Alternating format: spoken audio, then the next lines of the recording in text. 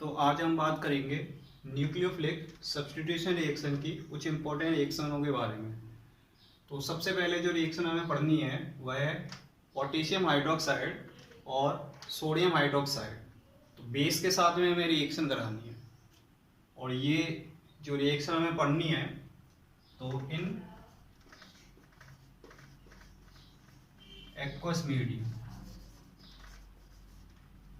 इसका मतलब हमने जो पोटेशियम हाइड्रोक्साइड लिया है या सोडियम हाइड्रोक्साइड लिया है तो वो हमने कौन से मीडियम में ले रखा है, एक्वस मीडियम में, यानी हमने उनको जल में डिजोल्व करा रखा है। तो देखिए क्या होता है जब इनकी हम किसी एल्काइल हैलाइड से रिएक्शन कराते हैं। देखो हमने एक एग्जांपल ले लिया एल्काइल हैलाइड का, CH3 CH2 Cl। CH3 CH2 को जो है इथाइल बोलते हैं और Cl जो है इसको हम क्लोराइड बोलेंगे। तो इसका नेम हो गया इथाइल क्लोराइड। ये इसका कॉमन नेम है या सिंपल नेम है, IUPAC नेम नहीं है। IUPAC नेम क्या होगा, तो IUPAC नेम में जो Cl है वह प्रीफिक्स यानी पूर्वलंग के रूप में यूज होता है और क्या बोलते हैं उसको हम, क्लोरो। ठीक है, दो कार्बन है सिंगल बॉन्ड वाले तो इसलिए हम यहाँ लिख देंगे एथेन। तो ये इसका IUPAC नाम होगा। अब इसकी रिएक्शन हमें इन दोनों बेस में से किसी एक के साथ में करानी है। मान लो हमने इसकी रिएक्शन KOH के साथ में कराई और KOH कौन से मीडियम में है, एक्वस मीडियम में। ठीक है, ये मीडियम इंपॉर्टेंट है, ये मीडियम आपको एग्जाम में जो है जरूर दिखेगा। तो एक्वस मीडियम में जब रिएक्शन कराते हैं तो क्या होगा, हमें करना क्या है, हमें सब्स्टिट्यूशन रिएक्शन पढ़नी है। ठीक है, तो इसमें क्या करेगा, जो हमारा न्यूक्लियोफिलिक है कौन सा होता है, नेगेटिव वाला। तो देखो KOH की बात करें तो पोटेशियम हमेशा पॉजिटिव चार्ज के फॉर्म में होता है, तो ये हो गया K पॉजिटिव और OH हो गया नेगेटिव। तो OH नेगेटिव हमारे यहाँ क्या है, तो ये न्यूक्लियोफाइल है। तो ये न्यूक्लियोफाइल यानी नाभिक ने क्या करेगा, ये जो हैलोजन है इसको यहाँ से सब्स्टिट्यूट करेगा, प्रतिस्थापित कर देगा।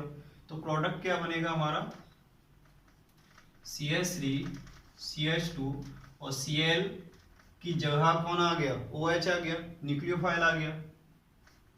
Cl जो है वह OH की जगह पर आ जाएगा, क्या बन जाएगा, KCl। तो इस तरीके से प्रतिस्थापन अभिक्रिया जो है हो जाती है यहाँ पर। तो आप एक्वस KOH या एक्वस NaOH के साथ में रिएक्शन कराओगे तो कहने का मतलब हमारा जो मेन प्रोडक्ट होता है इस रिएक्शन में, वो मेन प्रोडक्ट क्या होता है, एल्कोहल होता है। तो इस रिएक्शन की याद रखने वाली जो बात है वो हमें यही याद रखना है कि यदि कोई भी एल्काइल हैलाइड होगा और हमें बेस के फॉर्म में जो है KOH और NaOH दिया हुआ है, लेकिन इंपॉर्टेंट ये है कि वो एक्वस मीडियम में है। तो एक्वस मीडियम में होगा तो आपका मेन प्रोडक्ट ऑलवेज क्या बनेगा, एल्कोहल बनेगा। रिएक्शन में बहुत सी सिंपल तरीका है, कुछ नहीं करना होता, हमें OH जो है अपना नाभिक ने जो है उसको हैलोजन, जो भी हैलोजन दे रखा है उसकी जगह लाना है बस आपको। OH को इधर ले आएंगे, Cl को इधर पहुंचा देंगे तो हमारा एल्कोहल बन जाएगा और इस एल्कोहल का नाम क्या हो जाएगा, तो ये हो गया हमारा इथाइल। ठीक है, और सिंपल नेम है OH के लिए हम एल्कोहल यूज करते हैं, तो इसका नेम हो गया इथाइल एल्कोहल। IUPAC नेम हम जानते हैं, इसको हम किस नेम से जानते हैं, एथेनॉल के नेम से जानते हैं। ठीक है, तो इस तरीके से होती है रिएक्शन। अब एक कंडीशन और है वो हमें ध्यान रखनी है कि मान लो कि यदि आपको ये रिएक्शन CH3 CH2 Cl किसके साथ में कराने के लिए बोल रहा है, KOH के साथ में या ऑब्लिक NaOH के साथ में, इन दोनों में से किसी एक के साथ में कराने के लिए बोल रहा है। लेकिन अब जो ये रिएक्शन है वो हमसे कह रहा है कि ये हमने एल्कोहलिक मीडियम में ले रखा है। NaOH और KOH को हमने कौन सी मीडियम में ले रखा है, एल्कोहलिक मीडियम में ले रखा है। तो आपको याद रखना है कि इस कंडीशन में एल्कोहल जो है वो नहीं बनता है, एल्कोहल नहीं बनेगा यहाँ पर। ठीक है, दिखने में तो लगता है कि हमें यहाँ से KCl या NaOH दे रखा होगा तो NaCl निकाल देंगे और OH को जोड़ देंगे, एल्कोहल बन जाएगा, लेकिन नहीं बनता। यहाँ मीडियम कौन सा है, एल्कोहलिक। तो यहाँ मीडियम जब एक्वस होगा तभी आप क्या बनाओगे, एल्कोहल बनाओगे, लेकिन एल्कोहलिक मीडियम में एल्कोहल कभी नहीं बनता है। ठीक है, तो इस कंडीशन में जो हमारा मेन प्रोडक्ट होता है वो एल्कीन होती है। ठीक है, क्या होती है? एल्कीन। तो ये चीज हमें याद रखनी है कि यदि हमारे लिए बेस जो है KOH या NaOH एक्वस मीडियम में दे रखे होंगे तो हम क्या बनाएंगे? एल्कोहल बनाएंगे। लेकिन यदि मीडियम जो है वो हमारा एल्कोहलिक दे रखा होगा तो एल्कोहल कभी नहीं बनता, प्रोडक्ट क्या बनता है? एल्कीन। कैसे बनता है? तो ये एलिमिनेशन रिएक्शन यानी विलोपन अभिक्रिया का टाइप है। तो हम नेक्स्ट जो रिएक्शन हम पढ़ेंगे तो उसमें देखना है कि किस तरीके से। फिलहाल में हमें याद रखना है कि एक्वस मीडियम में एल्कोहल बनता है लेकिन एल्कोहलिक मीडियम में एल्कीन बनती है। पोटेशियम साइनाइड क्या हो जाएगा हमारा? KCl। ठीक है, ऑब्लिक। इसी तरीके से हम क्या ले सकते हैं? यदि पोटेशियम साइनाइड नहीं लेना तो हम सोडियम साइनाइड भी ले सकते हैं। तो KCN और NaCN के साथ में रिएक्शन करानी है। तो याद रखें, जब एल्काइल हैलाइड की रिएक्शन आप KCN या NaCN के साथ में करा रहे हैं तो प्रोडक्ट जो बनेगा वो क्या बनेगा? तो CN को हम क्या बोलते हैं? साइनाइड। तो हमारा मेन प्रोडक्ट जो होता है वो क्या होता है? साइनाइड। क्योंकि इसमें देखो पोटेशियम क्या होगा? पॉजिटिव, CN क्या होगा? नेगेटिव। ऐसे इसमें सोडियम क्या होगा? पॉजिटिव, और CN क्या होगा? नेगेटिव। तो हमारा जो न्यूक्लियोफाइल है इस रिएक्शन में वो कौन है? CN नेगेटिव है।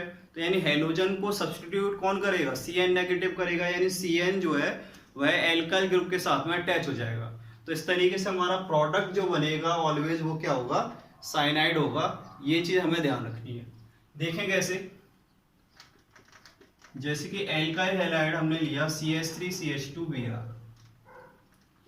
तो इसका नेम हो जाएगा इथाइल ब्रोमाइड। ओके, अब इथाइल ब्रोमाइड की रिएक्शन हमें किससे करानी है? पोटेशियम साइनाइड से, KCN। तो पोटेशियम साइनाइड से रिएक्शन करानी है। अब पोटेशियम साइनाइड को जो है वो एल्कोहलिक सॉल्वेंट में डिजोल्व किया जाता है। अब ये रिएक्शन में आपको मेंशन किया हो या ना किया हो कोई नहीं फर्क पड़ता, यहाँ पर आपको KCN लिखना है। ठीक है, एल्कोहलिक मीडियम में डिजोल्व होता है वो आपको याद रखना है। तो KCN के साथ में रिएक्शन करानी है तो हमें क्या करना है? जो हमारा न्यूक्लियोफाइल है CN नेगेटिव है उसको हेलोजन की जगह पर ले आना है। तो यहाँ से Br हटाएंगे, ये हो जाएगा CH3CH2, सॉरी Br हटाना है हमें। Br हटाएंगे, न्यूक्लियोफाइल कौन सा अपना? CN, ये यहां लग जाएगा। ठीक है, Br कहां जाएगा? तो K के साथ में आ जाएगा तो ये बना लेगा KBr। तो इस तरीके से ये हमारा मेन प्रोडक्ट हो गया। इसको हम क्या बोलेंगे? तो इसका नेम हो जाएगा इथाइल, और CN को हम क्या बोलते हैं? साइनाइड। तो इथाइल साइनाइड का निर्माण हो गया। ठीक है, तो याद रखना है यहां हमारा मेन प्रोडक्ट क्या होता है? साइनाइड होता है। लेकिन जब रिएक्शन AgCN के साथ में करवाई जाती है, AgCN क्या हो गया? सिल्वर। Ag को हम क्या बोलते हैं? सिल्वर, और CN क्या है? साइनाइड। तो सिल्वर साइनाइड के साथ में रिएक्शन करवा रहे हैं तो क्या होता है? तो सिल्वर साइनाइड के साथ में रिएक्शन करवाते हैं तो ध्यान रखना है आपको, यहाँ जो प्रोडक्ट बनता है वो साइनाइड नहीं बनता, क्या बनता है? आइसोसाइनाइड बनता है। ठीक है, क्या बनता है? आइसोसाइनाइड बनता है। तो ये चीज आपको याद रखनी है। और आइसोसाइनाइड का मतलब क्या होता है? NC। ठीक है, डिफरेंस क्या होता है? साइनाइड जो होता है, साइनाइड तो क्या होता है? CN। यहां जो बॉन्ड बना रहा है वो कौन बना रहा है? कार्बन। लेकिन आइसोसाइनाइड में क्या होता है? NC। तो आइसोसाइनाइड में जो बॉन्ड बनाता है वो नाइट्रोजन बनाता है, कार्बन पीछे चले जाता है, तो आइसोसाइनाइड है। तो ये चीज हमें याद रखनी है। तो AgCN के साथ में आप रिएक्शन करवा रहे हो तो ऑलवेज आपको ये याद रखना है कि प्रोडक्ट जो है वो आइसोसाइनाइड होगा, साइनाइड नहीं होगा ना। CN जो है सीधा सीधा नहीं जुड़ेगा, वो पलट करके जुड़ता है, नाइट्रोजन आगे आ जाता है। तो यानी क्या प्रोडक्ट बनेगा? यदि हमने कोई एल्काइल हैलाइड लिया, ठीक है, तो CH3 CH2, ये जैसे मैंने I ले लिया तो ये हो गया हमारा इथाइल, और I के लिए आयोडाइड, इथाइल आयोडाइड। और इसकी रिएक्शन जो है इसके साथ में करवा रहे हैं हम AgCN, सिल्वर साइनाइड। तो ये भी एल्कोहलिक मीडियम में होता है। ठीक है, तो यहाँ मीडियम का कोई इफेक्ट नहीं पड़ेगा क्योंकि दोनों मीडियम सेम है, एल्कोहलिक। तो देखो रिएक्शन हम करवाएंगे तो क्या होगा? तो अपना न्यूक्लियोफाइल की भी बात करें तो यहाँ भी जो न्यूक्लियोफाइल है वो यही है, CN नेगेटिव। ठीक है, लेकिन यहाँ जो है यदि हम बात कर रहे हैं तो Cn नेगेटिव सीधा सीधा नहीं जुड़ता है। यहाँ जो बॉन्ड बनाएगा वो नाइट्रोजन बनाएगा, नाइट्रोजन बॉन्ड बनाएगा तो प्रोडक्ट क्या बनेगा, तो CH3 CH2 और नाइट्रोजन आगे आ जाएगा, कार्बन पीछे चले जाएगा, तो NC। ठीक है, इसमें कोई दिक्कत नहीं है। यहाँ I जो है वो किसके साथ में जुड़ेगा, Ag के साथ में, तो क्या बन जाएगा AgI, सिल्वर आयोडाइड बन जाएगा इसका। ठीक है, येलो कलर का इसका क्या होता है, PPT होता है, प्रेसिपिटेट होता है, यानी अवक्षेप होता है। और ये हमारा क्या बन गया, CH3 CH2 NC को हम क्या बोलेंगे, इथाइल, और NC को हम क्या बोलते हैं, आइसोसाइनाइड। तो इस तरीके से रिएक्शन होती है। तो रिएक्शन बहुत ही सिंपल है, हेलोजन हटाना है और अपना न्यूक्लियोफाइल जो भी है उसको वहां ले आना है। लेकिन कंडीशन आपको याद रखनी है कि जब KCN NaCN है तो CN डायरेक्ट जुड़ जाएगा, लेकिन AgCN में जो है हमें CN बिल्कुल सीधा सीधा नहीं जोड़ना होता है। AgCN में क्या होता है, नाइट्रोजन आगे आ जाता है, कार्बन जो है वो पीछे चले जाता है। तो यहाँ जो मेन प्रोडक्ट बनता है वो आइसोसाइनाइड बनता है। तो बच्चों क्वेश्चन पूछा भी जाता है बोर्ड में जो है कि यदि हम KCN या NaCN से रिएक्शन कराते हैं तो मेन प्रोडक्ट जो है वो साइनाइड बनता है, जबकि AgCN से रिएक्शन कराते हैं तो मेन प्रोडक्ट आइसोसाइनाइड बनता है। तो हमें एक्सप्लेन करना होता है उसका रीजन क्या है। तो देखिए करते हैं एक्सप्लेन। तो यदि हम KCN या NaCN की बात करें तो यदि मैंने KCN ले रखा है, ठीक है, और दूसरी साइड में मैंने यहाँ AgCN लिख दिया, सिल्वर साइनाइड, तो दोनों में कंपेरिजन करके जो है हम इसको समझेंगे। तो KCN की बात करें तो देखो KCN जो होता है ना वो अपना आयनिक कंपाउंड होता है। कैसा कंपाउंड है, आयनिक कंपाउंड। और आयनिक कंपाउंड की जो विशेषता होती है क्या, कि वो आयनों में जो है आसानी से ब्रेक डाउन हो जाते हैं, टूट जाते हैं। तो ये टूट जाएगा इजीली K पॉजिटिव और Cn नेगेटिव। ठीक है, इस तरीके से जो है ये आसानी से टूट जाएगा। अब यदि मैं यहाँ Cn नेगेटिव के स्ट्रक्चर की बात करूं तो Cn नेगेटिव में क्या होता है, कार्बन और नाइट्रोजन, इसके बीच में कितने बॉन्ड होते हैं, 3 बॉन्ड होते हैं। ऑब्वियसली बात है, नाइट्रोजन है तो नाइट्रोजन की वैलेंसी कितनी होती है, 3, तो ये कितने बॉन्ड बना लेगा, 3 बॉन्ड बना लेगा। ठीक है, अब नाइट्रोजन के पास में क्या होगा, एक लोन पेयर, क्योंकि कितने इलेक्ट्रॉन होते हैं, 5 होते हैं, जिसमें से 3 इलेक्ट्रॉन बॉन्ड बनाने में यूज हो रहे हैं, 2 इलेक्ट्रॉन बचे, वो किसका काम करेंगे, लोन पेयर का काम करेंगे। ठीक है, अब कार्बन की बात करें तो कार्बन के पास में कितने इलेक्ट्रॉन होते हैं, 4, तो देखो 1 2 3 और चौथा ये रहा। ठीक है, लेकिन यहाँ नेगेटिव और है, और नेगेटिव का मतलब क्या होता है हमेशा कि 1 इलेक्ट्रॉन ज्यादा, यदि 1 माइनस का है तो 1 इलेक्ट्रॉन ज्यादा है। तो 1 इलेक्ट्रॉन वो ज्यादा किस पर होता है, तो याद रखना वो 1 इलेक्ट्रॉन ज्यादा होता है किस पर, कार्बन पर। ठीक है, किस पर ज्यादा होता है, कार्बन। तो इस तरीके से यहाँ कार्बन के पास में भी क्या होता है, लोन पेयर होता है। ये हो गई हमारी Cn नेगेटिव की स्ट्रक्चर।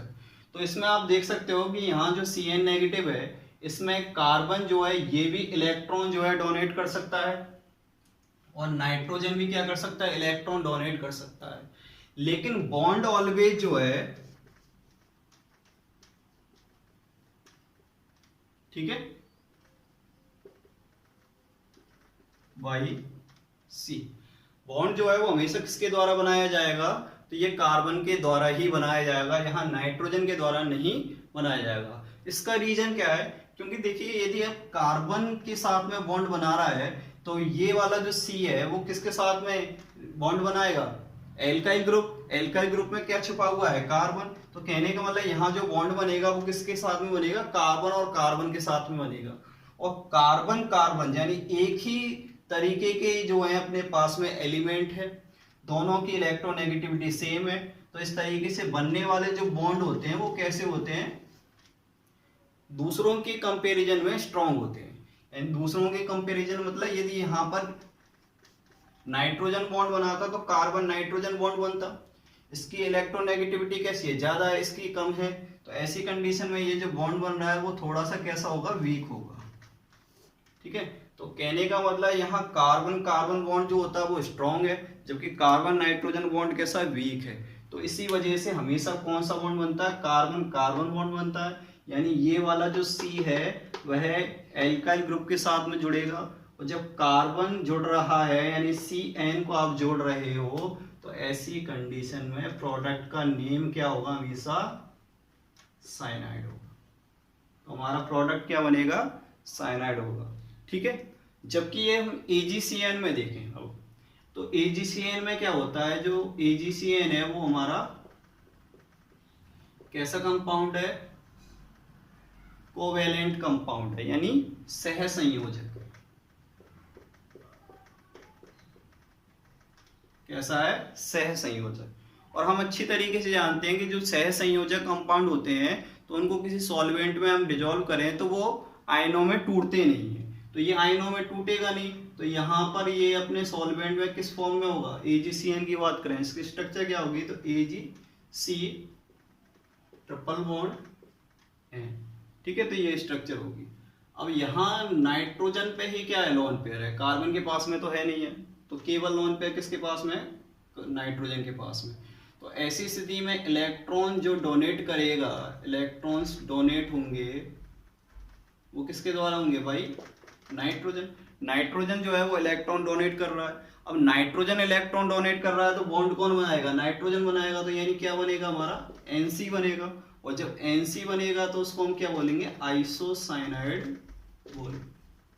ठीक है, तो ये रीजन है। तो यहाँ पॉसिबिलिटी ही नहीं है कि कार्बन जो है इलेक्ट्रॉन दे पाए, यहाँ तो केवल कौन देगा, नाइट्रोजन ही देगा। तो यहाँ हमारी मजबूरी है कि बॉन्ड नाइट्रोजन के द्वारा ही बनाने पड़ेंगे, क्योंकि कार्बन के पास में लोन पेयर नहीं है।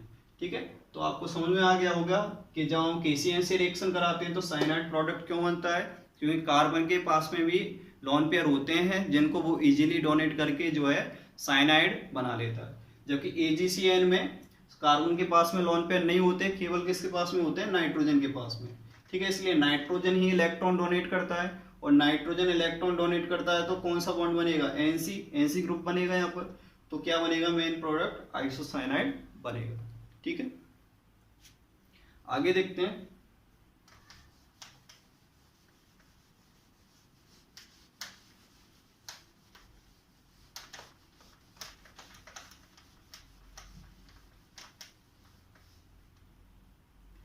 तो देखिए इसी तरीके की दो और इंपॉर्टेंट रिएक्शन की बात कर रहे हैं।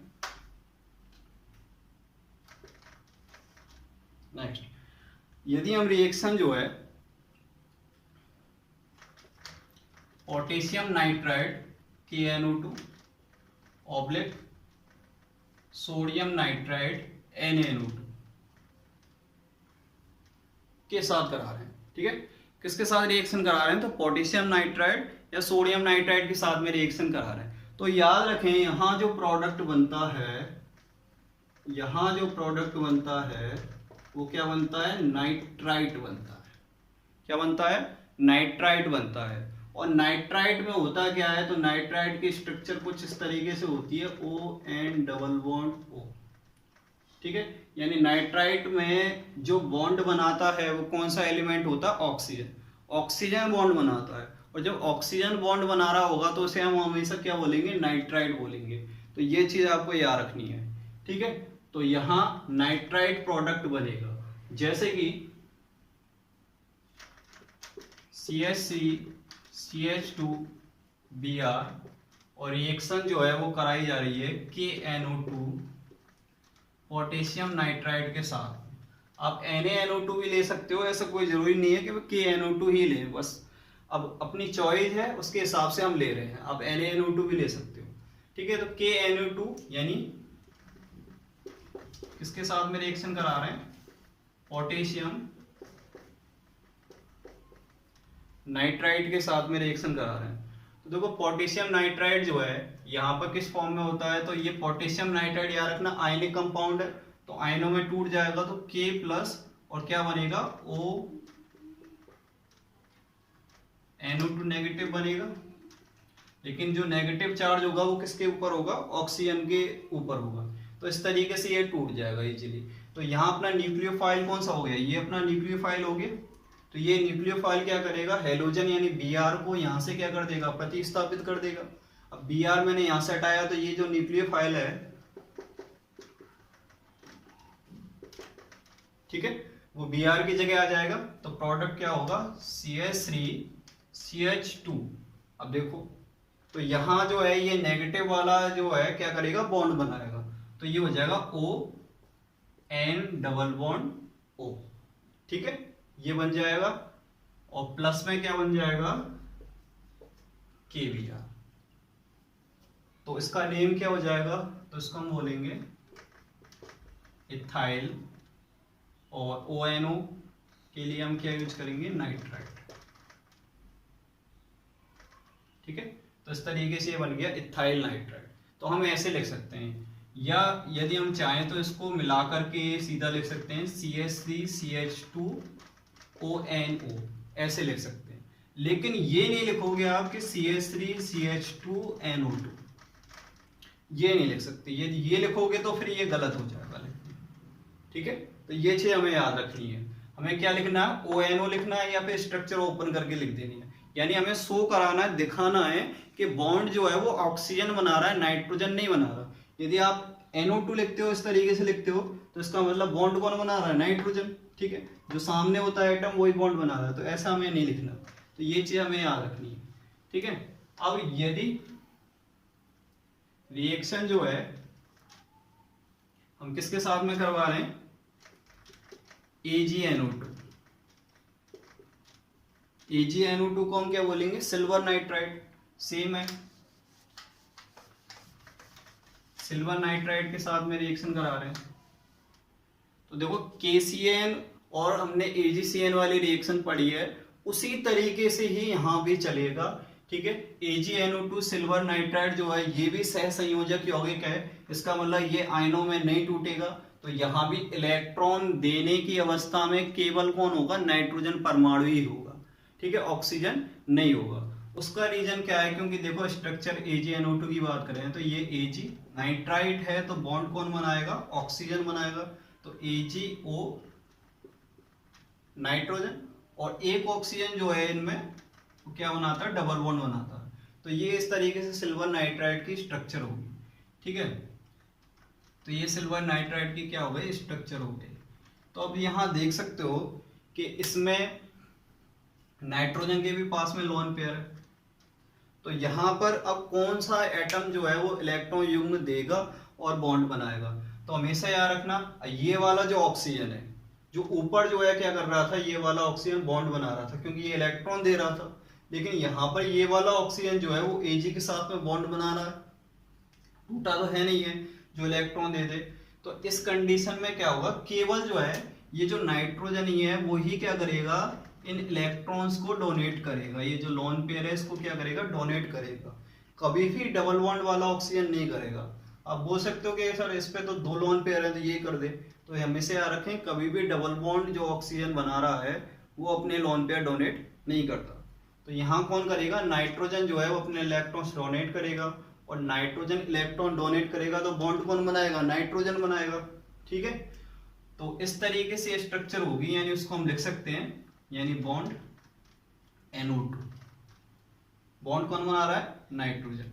इसकी स्ट्रक्चर क्या होती है, N, इसमें दो ऑक्सीजन है तो एक ऑक्सीजन क्या बनाएगा, डबल बॉन्ड, और जो एक ऑक्सीजन होता है ये सिंगल बॉन्ड बनाएगा, यानी उपसह संयोजक बंध बना रहा है। कौन सा बंध है ये, उपसह संयोजक बंध। मतलब नाइट्रोजन दो इलेक्ट्रॉन दे रहा है इस बंध को बनाने के लिए। ठीक है, तो इस तरीके से ये जो स्ट्रक्चर बनती है इसका नेम क्या होता है, नाइट्रो। क्या नेम होता है, नाइट्रो। तो हमेशा याद रखना है कि सिल्वर नाइट्राइड के साथ में जो बॉन्ड बनाएगा वो नाइट्रोजन बनाएगा, और जब नाइट्रोजन बॉन्ड बनाता है तो जो हमारा प्रोडक्ट बनता है उसका नेम क्या होता है, नाइट्रो। और जब पोटेशियम नाइट्राइड या सोडियम नाइट्राइड के साथ में रिएक्शन करा रहे हैं तो बॉन्ड बनाने के लिए इलेक्ट्रॉन कौन देता है, ऑक्सीजन देता है। और ऑक्सीजन जब बॉन्ड बनाने के लिए इलेक्ट्रॉन देगा तो हमारा जो प्रोडक्ट होगा उसका नेम क्या होगा, नाइट्राइट होगा। तो ये चीज हमें याद रखनी है। अब रिएक्शन देखें तो CH3 CH2 Cl, और रिएक्शन हमें करवानी है AgNO2, सिल्वर नाइट्राइड के साथ में रिएक्शन करवानी है। तो ये जो अपना न्यूक्लियोफाइल है Na2 वो क्या करेगा, हेलोजन को यहाँ से प्रतिस्थापित कर देगा। तो ये बन जाएगा CH3 CH2 N double bond O और सिंगल बॉन्ड O। इस तरीके से इसकी स्ट्रक्चर है। Cl कहाँ आएगा, Ag की जगह, तो क्या बन जाएगा, AgCl बन जाएगा। यदि हम चाहें, यदि हमें ऐसे नहीं लिखना है तो हम सिंपल वे में भी लिख सकते हैं, तो CH3CH2 और हम NO2 भी लिख सकते हैं, ठीक है। तो ये प्रोडक्ट बनेगा। और जब भी आप नाम लिखें, अब नाइट्राइड तो लिखोगे नहीं, क्या लिखोगे, नाइट्रो। और नाइट्रो जो होता है ना, वो क्या होता है, प्रीफिक्स होता है। नाइट्रो क्या होता है, प्रीफिक्स, यानी पूर्व लग्न। सबसे पहले नाम इसी से स्टार्ट होगा। तो NO2 के लिए हम क्या यूज करेंगे, नाइट्रो। कितने कार्बन, 2, तो कितना हो गया, H। कौन सा बॉन्ड बना रहे हैं, सिंगल बॉन्ड, तो पीछे लगा देंगे A। तो नेम क्या हो गया इसका, नाइट्रो एथिल। तो ये सिंपल सी रिएक्शन है, ध्यान रखें आप, ठीक है। KNO2 NaNO2 से रिएक्शन कराएंगे, प्रोडक्ट क्या होगा, नाइट्राइड। बॉन्ड कौन बनाएगा, ऑक्सीजन, यानी ऑक्सीजन को सामने की तरफ रखना है। और जब AgNO2 से रिएक्शन करवाएंगे तो यहाँ पर बॉन्ड कौन बनाएगा, नाइट्रोजन। और प्रोडक्ट का नेम क्या होगा, नाइट्रो होगा।